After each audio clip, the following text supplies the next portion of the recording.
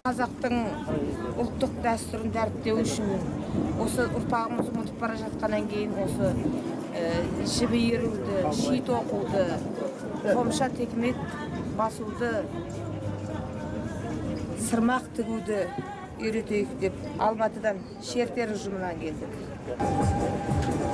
Қазағымыз көшпелі қазақ болса да өте таза қазақ болған ғой, тазалығында баға жоқ. Мына шиді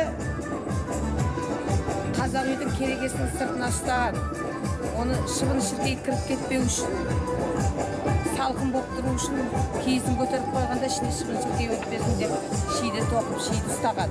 Ши деген бұйым осы. Шилерді қайдан теріп аласыздар? Шиді даладан ши өсетін жер бар.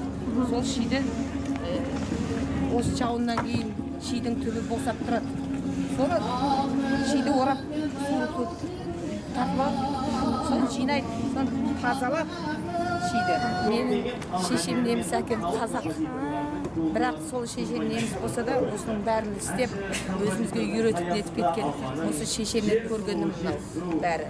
Ши тоқуда, наурызшық иіруде, қомша сырмақ тоқуда бәрі шешемнен үйрендім. Мен ешқандай арнайы білімім жоқ. Қазір тігіншімін. Осы үстіміздегі шешемнің арқасы. Шешем өнерлі кісі болған. Неміс болса да соның бәрін істеген кісі. Осы қайтадан